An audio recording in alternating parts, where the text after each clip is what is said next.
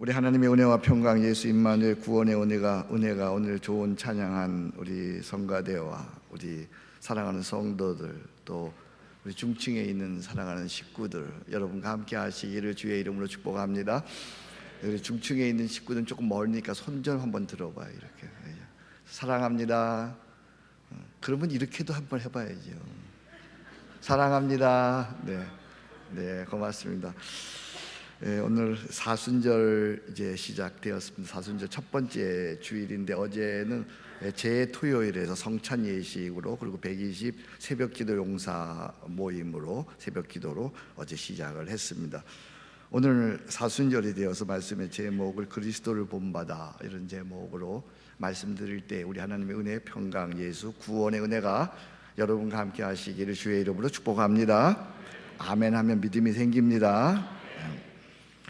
그리스도를 본받아, 예수를 구주로 믿는 사람들, 예수를 구주로 믿는 우리들을 크리스찬, 그리스도인이라고 부르죠. 이 그리스도인이라고 하는 말은 처음 AD 61년, 63년경, 그러니까 예수님이 떠나가시고 한 30년 후에 안디옥 교회라고 하는 교회에서 유래되었습니다. 당시 안디옥 교회가 있는 지역이 수리아 지방이거든요. 지금의 터키 쪽, 이 수리아 지방의 사람들이 교인들, 그 안디옥 교회 교인들을 보고 부르기 시작했습니다. 저 사람들은 그리스도를 닮은 사람들이다. 저 사람들은 그리스도를 따르는 사람들이다. 저 사람들은 그리스도를 전하는 사람들이다. 저 사람들은 그리스도를 위하여 사는 사람들이다 라고 하는 뜻으로 크리스찬, 그리스도인이라고 부르기 시작했습니다. 그 내용이 사도행전 11장 26절, 제자들이 안디옥에서 비로소 그리스도인이라 일컬음을 받게 되었더라. 그렇다면 오늘 당신에게 묻습니다. 당신은 그리스도인입니까? 나는 그리스도인이라고 하는 긍지, 자부심이 있습니까? 다시 묻습니다. 당신은 그리스도인입니까? 어거스틴에 관한 일화입니다. 그는 자신의 신앙이 높은 경지에 올라가 있는 줄 알았습니다. 그는 스스로 자신의 신앙에 대한 자부심과 긍지가 있기도 했습니다. 그런 그가 어느 날에 꿈을 꾸게 되었습니다. 그는 꿈속에서 천국에 갔습니다. 천국의 입구에서 갑자기 천사가 가로막습니다. 넌 누구냐? 이렇게 묻습니다. 그는 대답합니다. 나는 어거스틴이고 그리고 그리스도인입니다. 크리스찬입니다. 이렇게 대답을 했습니다. 그러자 천사가 다가와서 아래의 위를 이렇게 훑어보면서 자세히 관찰하더니 말합니다. 아니다. 너는 그리스도인이 아니다. 내 안에는 키켈러의 철학으로 가득 차 있구나. 아무리 보아도 너는 그리스도인이 아니다. 그래서 그는 천국문에서 쫓겨났습니다. 그는 깜짝 놀라 꿈에서 깼습니다. 그의 전생의 과정 살펴보면서 자신을 성찰하는 기회가 되었습니다. 그는 철저하게 회개했습니다. 그의 전 과정을 어린 시절부터 되돌아보면서 자신이 무엇을 잘못했고 그 죄로 인해서 얼마나 방황했고 고통스러워했는가, 그리고 어떻게 돌이켰는가를 아주 솔직한 글로 남겼습니다. 이것이 바로 그 유명한 성 어거스틴의 참회록입니다. 이제 내일서부터 사순절 새벽 기도가 시작되는데 제가 열흘 동안 이 어거스틴의 참회록을 가지고 명상하고 여러분과 함께 나누려고 합니다. 그래서 이런 유명한 말이 여기서 나왔습니다. 성자는 참회록을 쓰고 악인은 자서전을 쓴다. 자, 이제 다시 묻습니다. 당신은 날마다 나는 죄인입니다. 나는 아무것도 아닙니다. 참회록을 쓰는 오직 그리스도만을 자랑하는 그리스도인입니까? 아니면 나는 하며 자신을 자랑하는 그리스도인을 가장한 사람인지요? 어떤 사람이에요? 나는 날마다 나를 부인하는, 그리스도만을 높이는 그리스도인입니까? 아니면 나는 하며 그리스도인을 가장한 사람입니까? 깊이 생각해 보십시오. 오늘 본문은 예수님의 삶의 모습을 가장 심오하게 잘 표현하고 있다는 기독론의 진수라고 부르는 말씀입니다. 다시 말해서 그리스도인이 어떤 마음으로 어떻게 살아야 하는지를 단적으로 그냥 한 문장으로 표현하고 있습니다. 그것이 5절 말씀입니다. 너희 안에 이 마음을 품으라 곧 그리스도 예수의 마음이니. 이게 그리스도인이라는 얘기죠. 우리 한번 외워보겠습니다. 시작. 너희 안에 이 마음을 품으라 곧 그리스도 예수의 마음이. 다시 한번 외울 수 있겠나요? 너희 안에 이 마음을 품으라 곧 그리스도 예수의 마음이니. 이걸 바꿔서 내 안에 이 마음을 품으라 곧 그리스도 예수의 마음이니. 시작. 내 안에 이 마음을 품으라 곧 그리스도 예수의 마음. 그러니까 그리스도인, 그는 누구입니까? 그리스도인은 다름 아닌 예수의 마음을 품고 사는 사람입니다. 세상에 살지만 세상의 그 무엇, 근심, 염려, 시기, 질투, 미움, 욕심, 정욕, 야망, 성공, 이념, 지식, 자기 자랑이 아니라 오직 그리스도 예수의 마음을 품고 사는 자입니다. 그가 그리스도인이에요. 제가 평생 소년 시절부터 좋아했던 찬송인데요,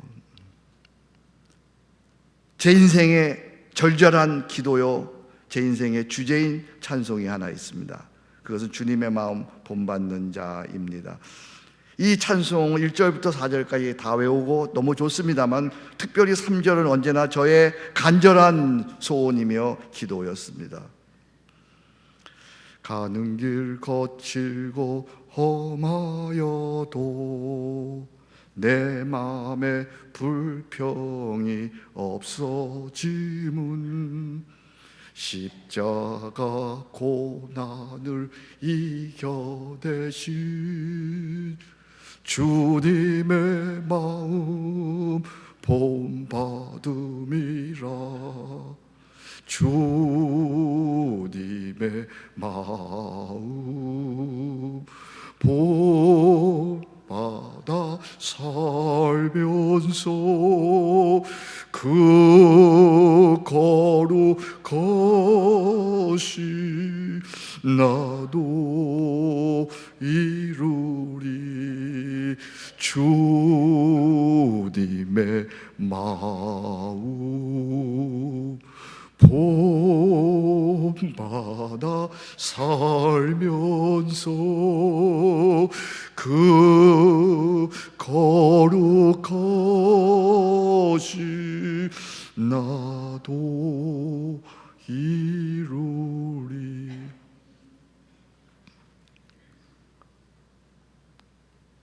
사순절 이 기간을 지나면서 우리 주님의 마음 더 많이 품고 사는, 본받는 그런 절기 계절 되기를 주의 이름으로 축복합니다. 그리스도 주님의 마음은 무엇입니까? 사도 바울은 놀랍게도 사도 바울은 참 놀라워요. 성경을 보면 볼수록 어떻게 이렇게 설명할 수 있는지 6절에서 8절까지 그리스도의 마음은 이것이다 아주 명쾌하게 세 가지로 설명하고 있습니다. 6절에서 7절까지 우리 같이 읽겠습니다. 그는 근본 하나님의 본체시나 하나님과 동등됨을 취할 것을 여기지 아니하시고 오히려 자기를 비워 여기지 아니하시고 오히려 자기를 비워. 그 예수님의 마음은 자기를 비우는 것이다. 이런 하나님의 자기 부정이에요. 하나님의 자기 부인이에요. 예수님은 본래 하나님과 본체이신 분이세요. 하나님의 신성, 하나님의 권능, 하나님의 영광이 동일하신 분이세요. 스스로 something, 하나님이신 하나님 자신인 분이세요. 그런데 예수님은 자신을 아무것도 아니라고, nothing, 나는 아무것도 아니다, nothing, 스스로 자기를 비웠습니다. 예수님은 하나님이신데 스스로 자기를 비워 nothing, 인간이 되셨습니다. 종이 되셨습니다. 스스로 자기를 비웠습니다. 스스로. 이건 빼앗긴 것이 아니에요. 이건 잃어버린 것이 아니에요. 스스로 기꺼이 기쁘게 자기를 버리신 것이에요. 스스로 하나님의 신분도 버렸습니다. 하나님의 권세도 버렸습니다. 하나님의 능력도 버렸습니다. 하나님의 위엄도 다 포기해버렸습니다. 왜요? 너무나 하나님을 사랑하고 세상을 사랑하기 때문에 그 사랑이 마침내 다 비우게 한 거예요. 마찬가지예요. 오늘 우리가 예수님의 마음을 품는다는 것은 십자가 그 사랑 때문에, 십자가 그 사랑으로 인하여 스스로 나를 비우는 거예요. 성경적으로 얘기하면 이렇습니다. 나는 날마다 십자가 그 사랑에 감격합니다.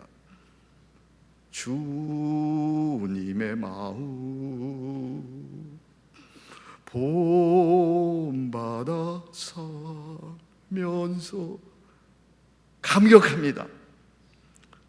날마다 십자가 그 사랑에 감격합니다. 날마다 십자가 그 사랑에 감격에 겨워 눈물이 흐릅니다. 그리고 그 십자가와 함께 죽습니다. 이제 내 안에 예수님이 사십니다. 이 예수 십자가 사랑으로 인하여 나는 이제 스스로 무엇이든 포기하고 사는 거예요. 많이 가졌으나 없는 자처럼 가난하게 삽니다. 많이 알고 다 알고 있으나 아무것도 모르는 자처럼 무지하게 삽니다. 대단히 유능하고 대단히 알고 있으나 무능한 자처럼 삽니다. 유명하지만 비천한 자처럼 삽니다. 누구보다도 의롭게 살았지만 내가 죄인인 것처럼 삽니다. 누구보다도 많이 봉사하였지만 아무것도 한 일이 없는 것처럼 그렇게 비천하게 사는 것입니다. 이렇게 스스로 자신을 비우니까 그의 삶에는 언제나 평안이 있지요, 자유가 있지요, 감사가 있지요, 넉넉함이 있지요. 그래서 여기서 이런 신앙 공식이 나오는 거예요. 이게 하나님께서 저에게 가르쳐 주신 공식이에요. 말은 쉬운데요, 이게 이렇게 된 거예요. Something은 nothing이에요. Nothing은 everything이에요. 내가 스스로 가졌다, 내가 스스로 많이 봉사한다, 내가 스스로 잘났다, 내가 스스로 이런 사람이다, something 하면 nothing. 하나님은 안 쓰세요. 거들떠 보지도 않으세요. 아무도 그를 존경하지 않아요. 그런데 nothing, 나는 아무것도 아닙니다. 나는 죽을 수밖에 없는 죄인입니다. 누구보다 의롭게 살았지만 나는 죄인입니다. 스스로 nothing 하면 everything, 하나님께서 그를 높이시고 사람들의 존경을 받는 겁니다. 이것을 고린도후서 6장 9절에서는 이렇게 말합니다.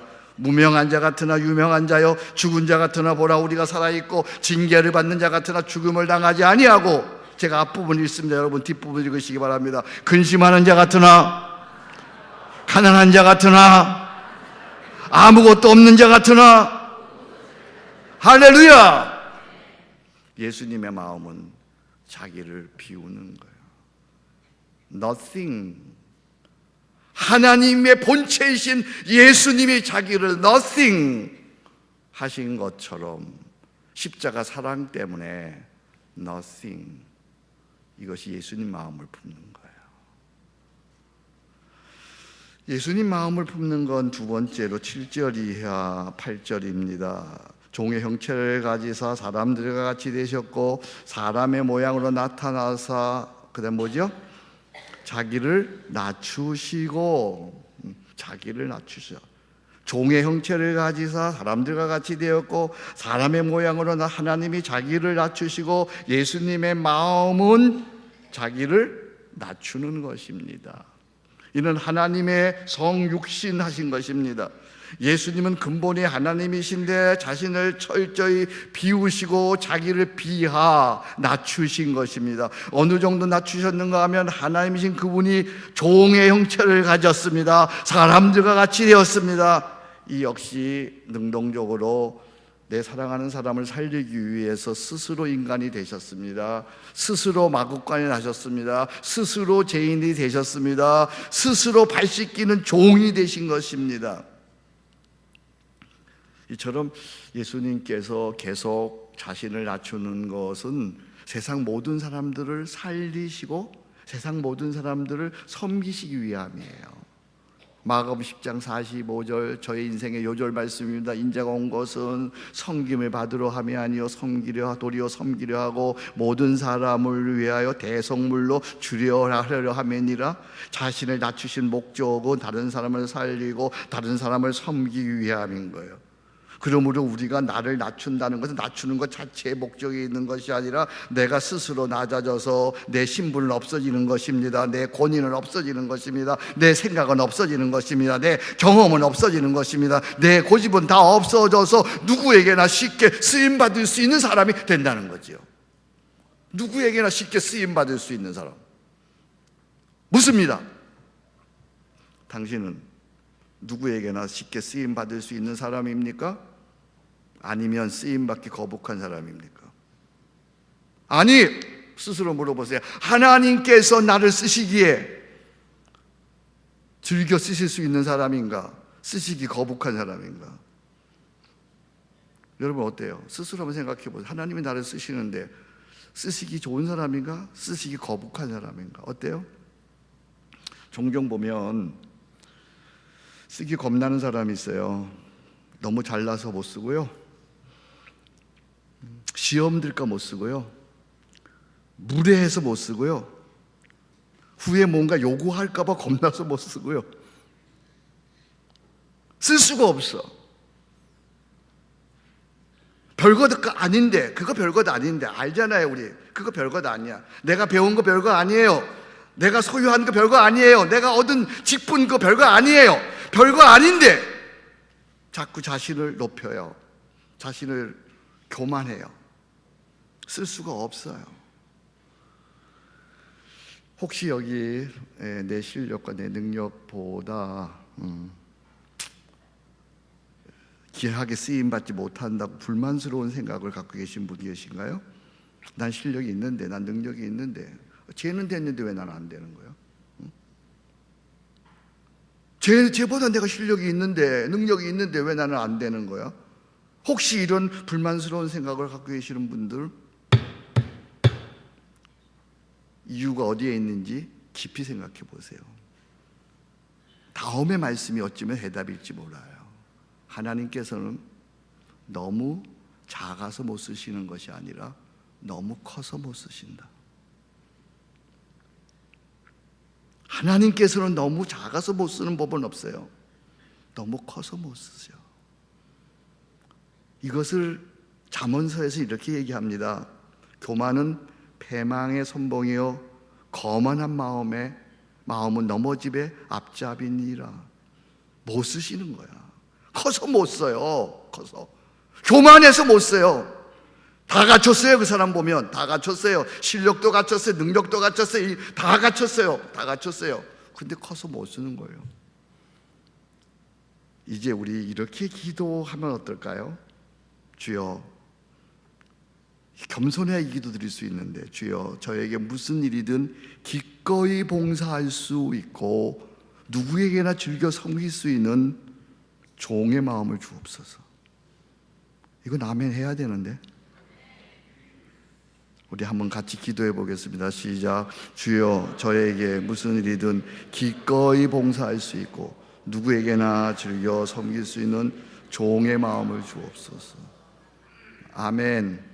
이건 정말 아멘 해야 되는데 아멘을 안 하시는 것 같아요. 다시 한번 기도하면서 아멘 합시다. 주여 저에게 무슨 일이든 기꺼이 봉사할 수 있고 누구에게나 즐겨 섬길 수 있는 종의 마음을 주옵소서. 아멘. 무슨 일이면 어때? 교회에서 무슨 일이면 어때? 아니 세상에서 무슨 일이면 어때? 뭐 3D면 어때? 무슨 일이든 기꺼이 봉사할 수 있고 누구에게나 즐겨 섬길 수 있는 종의 마음을 저에게 주십시오. 주님, 종의 마음을 저에게 주십시오. 큰 일이 아니라 종의 마음을 저에게 주십시오. 스스로 낮아지는 예수님 마음을 갖기를 주의 이름으로 축복합니다. 예수님의 마음은 8절 이하입니다. 죽기까지 뭐 하셨으니? 복종하셨으니 곧 십자가에 죽으심이라.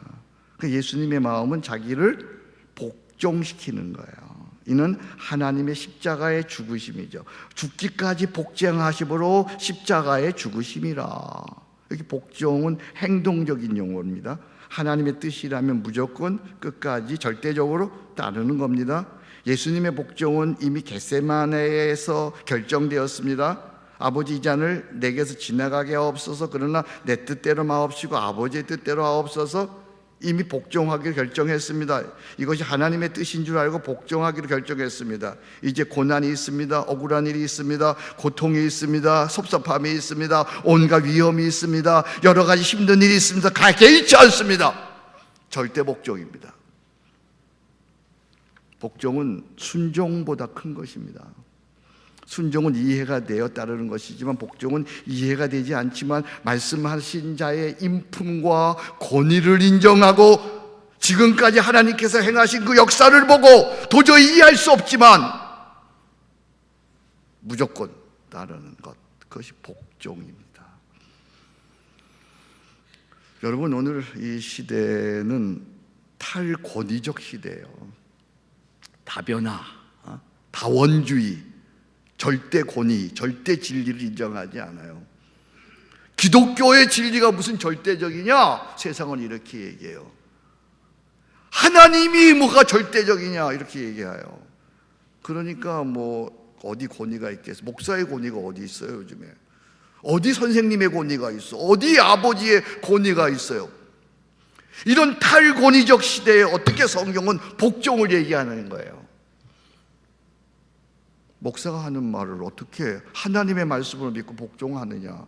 그렇잖아요. 그죠? 목사가 하는 말을 어떻게 하나님의 말로 복종할 수 있어요? 물론 목사의 말이라고 다 하나님 말씀을 믿고 복종할 수는 없는 거예요.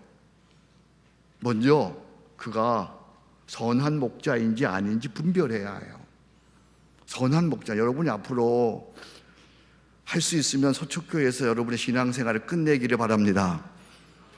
서초교회에서 끝내기를 바랍니다. 더 이상 다른 데 왔다 갔다 해봐야 별 볼 일 없어요. 서초교회는 건강한 교회예요. 건강한 교회. 예, 여러분들이 앞으로 신앙생활을 하면서 이제 목사를 대할 겁니다. 이런저런 목사를 대할 건데 이 목사, 선한 목자에게 나타나는 세 가지 표징이 있어요. 하나는 그에게 복음의 비밀이 있습니다. 세상의 교훈, 지식을 전하는 게 아니고 오직 무엇에든지 예수님 한 분으로 충분하다고 하는 예수 십자가 부활의 구원의 복음이 그에게 있습니다. 선한 목자는 이 예수 십자가 부활, 예수님 한 분으로 충분합니다. 이것을 전하는 사람입니다. 두 번째로 선한 목자는 그가 전한 복음의 말씀대로 살아갑니다.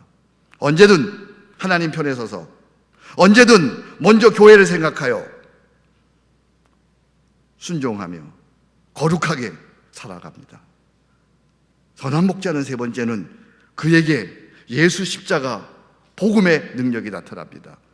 그가 말씀을 전한 대로, 그가 기도한 대로, 그가 축복한 대로 그대로 되어집니다. 제가 부족함에도 여러분은 저를 이런 선한 목자로 믿고 그동안 순종하고 또 순종을 넘어 복종해 주셔서 감사합니다. 어려운 시대에 저도 참 어려웠습니다. 성전 봉헌 헌금 설교 2주간 하느라고 저도 죽을 고생했습니다. 저도 어려웠습니다. 쉽게 할 수 있는 설교가 아니었습니다.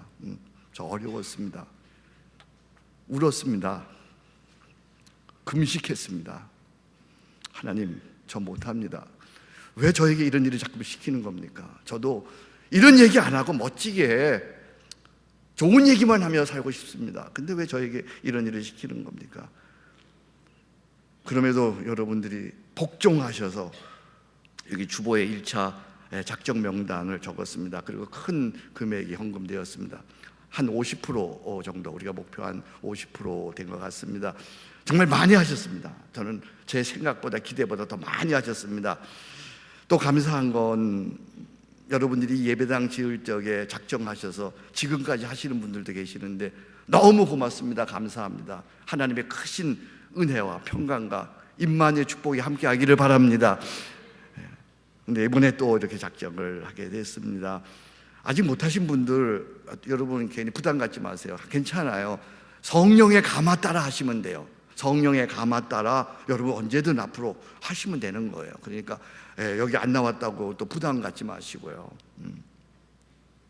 정말 제가 부족함에도 불구하고 선한 목자라고 여러분들이 하나님의 말씀으로 복종해 주셔서 오늘 우리 서초교회가 하나님이 기뻐하시는 바로 그 교회, 세상에 희망되는 바로 그 교회, 우리 모두가 형통케 되는 바로 그 교회 되어진 줄로 믿고 하나님께 감사와 영광을 돌립니다. 하나님께 영광의 박수 드립니다.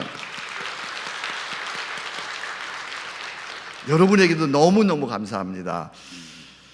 이 이야기를 데살로니가전서 2장 13절에 사도 바울이 이렇게 감사합니다. 우리가 하나님께 끊임없이 감사함은 너희가 우리에게 들은 바 다 같이 읽습니다. 하나님의 말씀을 받을 때에 사람의 말로 받지 아니하고 하나님의 말씀으로 받음이니 진실로 그러하도다. 이 말씀이 또한 너희 믿는 자 가운데서 역사하느니라. 아멘. 여러분이 부족한 저 인간인데, 목사인데, 그러나 여러분이 하나님 말씀을 받을 때 사람의 말로 받지 아니하고 하나님의 말씀으로 받아서 우리 가운데 역사하는 놀라운 은혜가 나타난 것을 하나님께 영광을 돌립니다.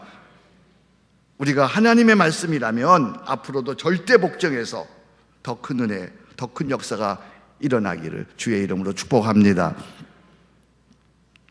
오늘은 사순절 첫 번째 주일입니다.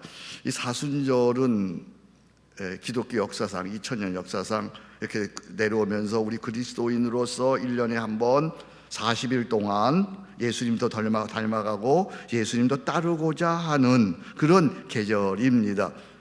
바로 오늘 5절 말씀을 실천하는 계절이지요. 5절 같이 외웁니다. 너희 안에 이 마음을 품으라. 곧 그리스도 예수의 마음이니. 이 예수님의 마음 세 가지입니다. 자기를 비우는 것입니다. 자기를 낮추는 것입니다. 자기를 복종시키는 것입니다. 이것을 배우고 따르는 절기, 그게 바로 그리스도인입니다.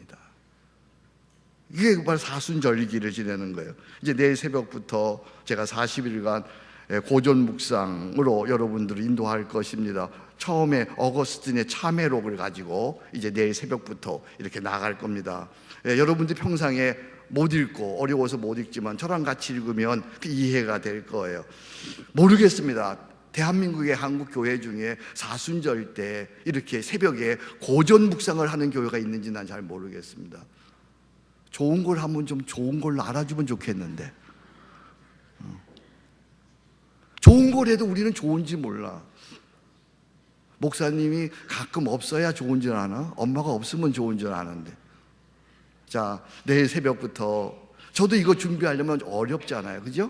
어렵고 다 준비하고 이렇게 해오면, 자, 내일 새벽부터 우리 예수님을 배우는, 예수님 마음을 품는, 자기를 비우고 자기를 낮추고 자기를 복종시키고 그리하여 예수님을 배우고 따르는 그런 사순절기가 되기를 주의 이름으로 축복합니다.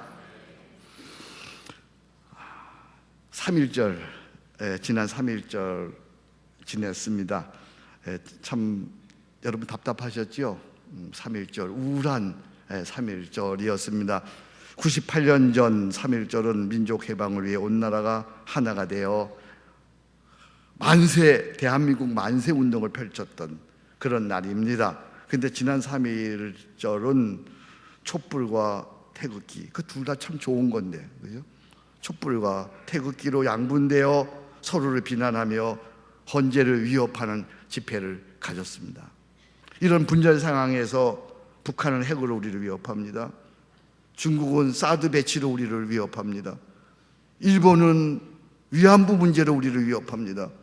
미국은 경제 통상으로 우리를 위협합니다. 하다못해 필리핀, 동남아 국가까지 우리를 우습게 보고 함부로 대하고 있습니다. 그런데도 우리는 마치 내사 상태의 사람들처럼 아무런 대처를 하지 못하고 그저 답답하게, 부끄럽게, 불쌍하게 당하고만 있습니다. 이런 위중하고 엄중한 때에 우리 그리스도인은 무엇을 해야 하는 것입니까? 누구처럼 태극기 집회에 나가 태극기를 들 것입니까? 아니면 촛불 집회에 나가 촛불을 들 것입니까? 아니면 이것도 저것도 아닌 경계인으로 살 것입니까? 우리가 그리스도인으로 이런 답답한 엄중한 때에 무엇을 어떻게 해야 할지 다음의 기도문이 계시해 줄 것입니다. 이 기도문을 읽으면서 우리 각자 그리스도인으로서 가야 할 길을 가십시다. 주여 나를 해방시켜 주옵소서. 제가 앞부분 읽으면 여러분 계속해서 주여 나를 해방시켜 주옵소서 그렇게 기도하시면 되겠습니다. 주여 나를 해방시켜 주옵소서. 존경받으려는 욕망으로부터, 사랑받으려는 욕망으로부터, 칭찬받으려는 욕망으로부터, 명예스러워지려는 욕망으로부터, 찬양받으려는 욕망으로부터, 선택받으려는 욕망으로부터, 인정받으려는 욕망으로부터, 인기를 끌려는 욕망으로부터 나를 해방시켜 주옵소서. 주여 모멸받는 두려움으로부터, 경멸받는 두려움으로부터, 질책당하는 고통의 두려움으로부터, 비방당하는 두려움으로부터, 잊혀지는 두려움으로부터, 오류를 범하는 두려움으로부터, 우스꽝스러워지려는 두려움으로부터, 의심받는 두려움으로부터, 오 주여 나를 해방시켜 주옵소서. 우리의 마음도 주님 당신처럼 되게 하소서.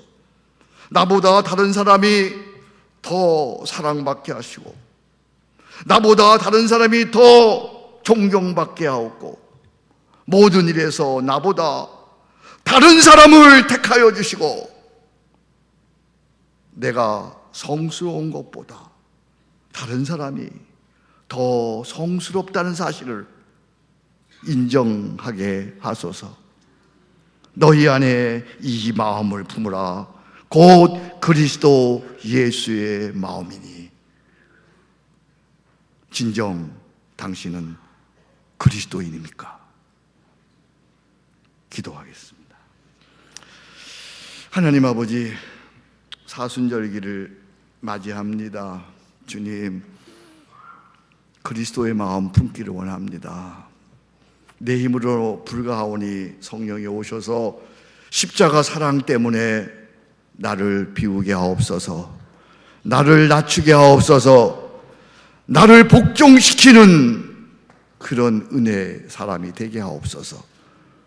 이번 사순절기 40일 동안 이어지는 기도를 통해 내가 비워지고 낮춰지고 주의 말씀에 무조건 절대 복종할 줄 아는 그리스도인으로 나를 변화시켜 주옵소서. 예수님 이름으로 기도합니다.